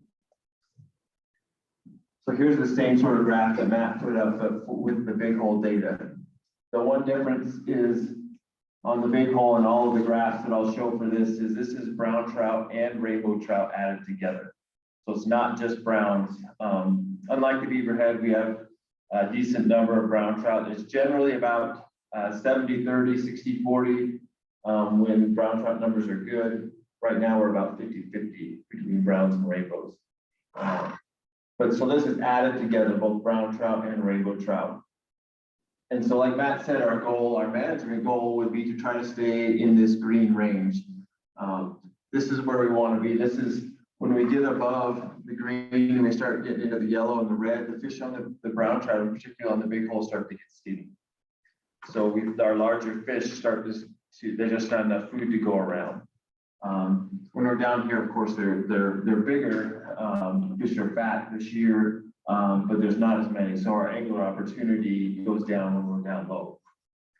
So on the big hole, we go down into this. This is one thing that's unlike two that Matt said is when we drop into this yellow area here, in addition to lowering the number of fish that you can keep from 5 to 1, we would also look at doing a spawning closure from October 1st to the 3rd Saturday in May. So that is different than what Matt's proposing. This also includes, like I said, rainbow trout in this section. So we're looking at doing a spawning closure during the time that rainbow trout would be spawning and their egg feed in the gravel during whenever we're in this yellow section. And then same thing, if we were ever down in the red, we would do an immediate change to catch and release and have that same spawning closure in place. Oh, the one other thing too is this section of the river has traditionally been artificials only. And so we would keep it that way as a tool to evaluate more fish mortality, this versus the section below. We could tell through that study, hopefully if we're able to do that, whether having an artificials only section makes any difference in mortality rates. If we're in place right now, there wouldn't be any fishing up until Saturday. Yep, exactly, till this Saturday. Yep, yeah. Yep, that's right. So there's a piece of this that is closed or was closed from October 1st to April 1st to protect brown trout. And what we're proposing is to have that include rainbows whenever they're in this section or in that lower yellow section. The reason is for that is it's a lot easier to see if Matt's graphs are up right next to mine, but the trout populations in those tailwater fisheries are incredibly resilient. They bounce back really, really fast. You get a good water year, they bounce back really, really quickly. These freestone rivers, especially the Big Hole, we don't see that immediate sort of response. So we're trying to be extra cautious to get us back into the green as soon as we can. And similarly, as we go above that, we would have more liberal regulations. And that's a great question that Roy brought up about. We would really try to encourage harvest. We don't do that normally, but as we enter the yellow, and especially if we're ever in the red, to really try to encourage people to keep fish and to hopefully get us back down in that green as quick as we can. So the lower section of the river, so from Browns Bridge down to the confluence, we monitor that every year at the hogback section. And then we also have another section that we do every other year below that in Pennington. Here's what those data look like. They're the same, except for there's, as far as what the colors mean, there's no gear restrictions down there. So you can fish with whatever you want. You can fish with bait down there too. And the only other difference is in this particular reach, that there would be, the spawning closure would just be a brown trout spawning closure. So from the October 1st to April 1st. Made that change based on some feedback we got actually down in Dillon. That is, water temperatures warm and irrigation withdrawals come out of the river. If we ever have drought closures, they often occur in the middle to late July in that section of the river. So if we're in that yellow, it has about a 2-month fishing window. And so this would allow a spring fishing to occur in that section if we're ever in the yellow. But otherwise, it's the rules would be pretty much the same. And so that's where we would be right now. We're on the very lowest border. We are still within the yellow. So that's what the regulations we would be proposing for this upcoming fishing season. Not this year, but next year. I think I already touched on all this, where we would be at right now. And Matt talked about the study on mortality that we would like to do as well. Like I said, those regulations are in place for every 2 years, and also the management plan can be reviewed and adaptive and changed at least every 4 years as we go through this process. So if there's things that we find that didn't work, they can be taken out of the plan. If there's things that did work, they could be applied to other sections of the river as well. Any questions on that stuff? The question is, yeah, there was some regulation changes last year, right? Right. So was that did that just land on one of these 4 years, or was that because you guys went into the red? Yeah, that had nothing to do with, this has all been developed since then. So where we're at now. And so what this allows us to do, that was done as a reaction to where we are. What this plan does is give us a plan so that we don't have to have a knee-jerk kind of reaction to where we're at. We have it prescribed what we do whenever we're in those sections to hopefully get us into the green, bring us up to the green, or bring us back down from above into that green sort of level. Yeah, Good, Paul. Comment again about, this is so nice to see you come up with this idea of using biology. Yeah. Management plan and incorporated into the regulations. So it's really a breath of fresh air, and it's so great to see it. I don't know why it took us so long to do this, but there's all kinds of factors involved with regulations and instituting things. So I hope that we can get as many people as we can to practice. Yeah, you're right. I mean, that's why we're and we want feedback too. That's why we're doing all these presentations too, because sometimes we didn't think about things or didn't need to think about things in a different sort of way. Like I said, we made some changes based on the feedback we've had so far that make a lot of sense, both from our opportunity to evaluate whether these, as they, if they're put into place, whether they work or not, whether they make a difference or not, and which could make a big difference in how quickly we can hopefully get back it to within the green. Yeah, so like in Wise River, there's some really big brown reds, and I know because I live on the river, those reds get pounded. Yeah. Why isn't, regulations for that section? That's something we haven't considered that maybe we should consider is tributary closures in addition to those, because that's something that's way different about us probably than the Beaverhead and the Ruby is that we do have a lot of fish that move into tributaries and spawn. And yeah, that's actually some really good feedback to have. The big hole right there below Johnson's Corner. Yeah. That place gets pounded. Yeah. We brought this up at the, one of the restrictions and it was brought up with the commission and the decision will be made again later, which could be any time about adding duty clearance to territory quarter. Yeah.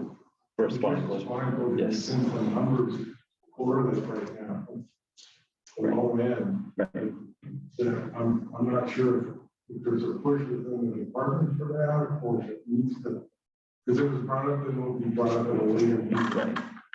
I don't know if that's already in place or. Yeah, it's not in place, but this would cover that. But that's a really good idea about the tributary closure, like potential in that, if we're in that range where we're protecting spawning fish in the river, we should be doing the same in the tributaries.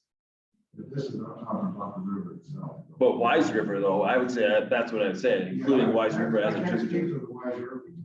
Okay. Oh, around Wise River. Yes. Yep. From Wise River down to the, the Silver Bridge. Yes. Yeah. People know where they spawn. And once you figure that out, that the fish are going to be there. Just like Matt said, at their most vulnerable time, they're there every year. And they're really easy to catch.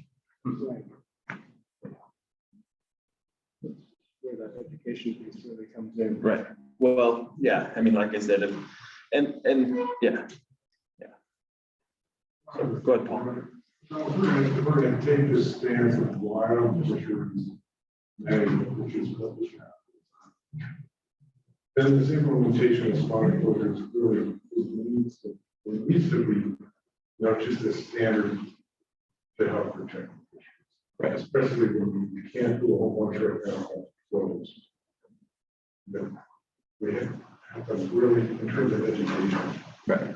And Montana, I think, needs to take that stance to say, for everybody that comes in, they're really going to protect their fisheries. They're putting a resource ahead of anything else. Right.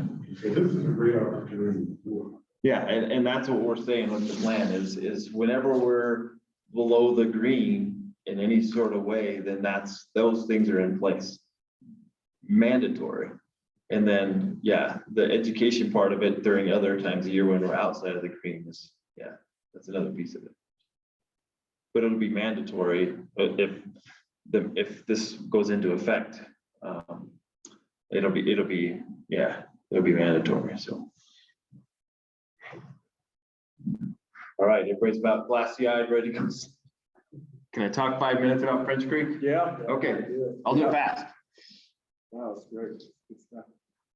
I'm just going to give you an update on where we're at with French Creek. Most of you have seen this several times. And so the barrier for that project was constructed in 2019. We treated the whole system in 2020, and we repeated that again in 2021. And what did we see? So Rarely do we ever get them all out with single treatment. In fact, we never have that I know of. And so there's always a second treatment plan. So what we saw was this. So this is the watershed in the yellow, and those numbers indicate the numbers of brook trout we found on the second treatment. Okay, so we found no brook trout at all in the main stem of the whole creek, in the whole drainage. We didn't see a single brook trout. In Panama or Lincoln Gulch, we saw 3. We saw 1 in Moose Creek, 7 in French Gulch, and there's a reason for that. I'll explain in a second. 25 in American Creek, and that's because we missed a tributary to that stream that came in underneath a giant spruce tree. So if you're walking up the bank of the stream, you didn't see that there was another little tributary coming in. And then we saw 2 in an unnamed tributary right at the headwaters. Those are all, that's all we saw in the 40 miles of stream. One other interesting thing we saw is that we saw lots of suckers. We saw lots of sculpin that survived the treatment, the first treatment. They just have a higher tolerance to rotenone than most salmonid fish. So what our next steps are is in early July this year, we will take eDNA samples from the water of the streams up there. We have to do that every 250 meters. Basically, we filter 5 liters of water onto a filter. You can test that filter for the DNA of fish. So that'll tell you if you missed 1 and where it is, because you do it every 250 meters. And so we will test that entire drainage in early July. We should have the results within 2 to 4 weeks, and that'll determine kind of whatever course of action will be. Our hope is that that if there are any fish left, that they're in a 1 or 2 limited spots that we can hopefully just do a limited treatment right there of that system, re-eDNA it, verify whether that we've removed the fish, and if we're able to do that, our plan is to start restocking this year. So we'll restock the system with eggs that'll come from Cherry and Granite Lakes up out of Melrose, which is where we house the brood source for the big hole. We collect eggs from there every year, and then grayling we would restock with fish from Axolotl Lakes, which is the big hole brood. And we do that for 3 consecutive years.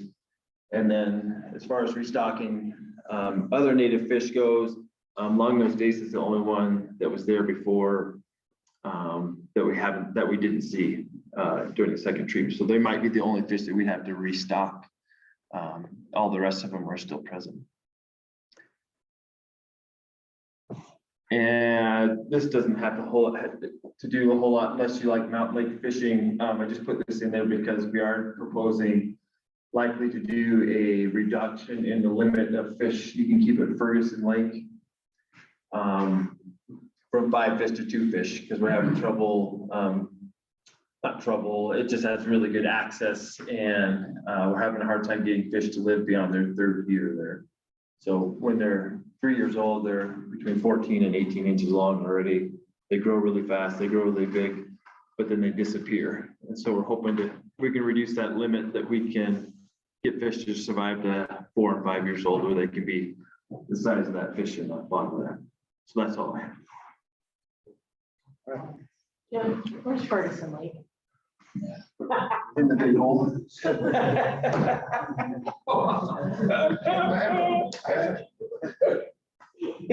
a secret? No. Oh, okay. Regulations, Like, I will know. you be able to do that annually? Like Ferguson Lake? Those would be every 2 years. Yeah, they'd be every 2 years. Yeah, unless there was a reason to do it on like an emergency sort of basis.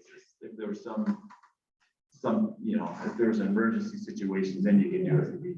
I'll be real interested to see if that actually. We do. It'd take, what, 4 years to figure that out? Takes 4 years to figure it out. Yeah. Jim. Jim, the Big Hole River holds a lot more diversity of fish in this rainbow. Yes. Go ahead. The Big Hole River has a lot more diversity of fish than just the non-native fish, which are browsing rainbows that you're managing for recreation. All those other fish that are native are like the suckers and the bass and the ling and all that stuff, I'm sure. They're important in regards to the condition of the water and everything else. If you have an aquarium and lose your bottom fish, it mosses up right now. So where does that fit in your management? How important is that? Yeah, so the short answer is we don't have really good numbers for most of those native fish. So to say whether there's more or less is really hard to do. We almost always can tell that they're present. We do population estimates, and we did one this year again for whitefish. They seem to be more of the canary in the coal mine as far as, you look at them wrong and they die as far as if you catch one on the river. But we do population estimates for whitefish, and lower in the river, there's a slight decline in them, probably not statistically significant. And I just got the numbers last week for, because there's so many of them compared to the trout. So we already got them all punched in the computer. I haven't run the estimate yet on them, but there's still, there's probably now almost 10 times as many whitefish as there are trout in the Big Hole. So they don't look like the trout do as far as their densities go. They're doing pretty good. The native suckers are present. We don't do any population monitoring on them. We see them, they're there, and don't see any, like anecdotally, any sort of decline. I don't know about if you have anything on the Beaverhead or you want to say on that. I mean, it's the same sort of monitoring. We're seeing the same patterns. I mean, we don't have the whitefish densities that the Big Hole does. In the waters, we have essentially no whitefish. It's kind of the middle of the water where we see them. They're around. In terms of, your question about how they fit into management, they from the regulations piece, they don't. It's largely they're not getting caught, or if they are harvested. But in terms of overarching management, systemic health and their inherent importance, or importance your time to predation and food and all those other things to the game fish. If you think back to that analogy I made about the interstate, they're riding along on that same interstate. So all the work that the watershed committee, the CCA program, everything is doing to improve habitat and show a way that finding common solutions on stream flow. That high tide is rising all ships. And in terms of what we're doing to manage, it's that same focus on flow and temperature and habitat to make sure that all those other native species are around and in good shape too. Question on just the timing of all this. Is it? You want to speak into that? So Just for the Zoom, thank you. I don't, does that help? Yeah. So timing, this is being presented, and public comment will be in August for the management regulation change plans. August for regulations for sure. Management might get pushed into late summer, late fall. It's kind of been it's been keeping pace with us as we go through the calendar. Keep staying the same distance with us. So we'll see where that shakes out. But there'll be opportunity for public comment on these regulations. They'll be released for public comment. So August 26th is the meeting. Yes. Okay. So it'd be, can we count on the Big Hole Watershed Committee to send a recommendation in for these changes to the management regulations? So that's the type of thing that we'll, now that we've seen it, we can. Yeah, I mean, now that we've seen the proposal, the process is we share it with the board, and just make sure that we've got full agreement from the entire board on these changes, and if so, then I'd be happy to draft a letter and send it along. It's kind of how we did with the regs last year, right? Every time we put in a letter, it's just, it has to be all or nothing for us. Everybody's got to be in agreement with it. On the board, not just in the room. Yeah. Is it all or nothing really? It's consensus on these decisions. Yeah. There's only one, yeah, there's very few things that we can do on a majority vote. It's all consensus. There's other people in the room you can talk to about that, because I wasn't around.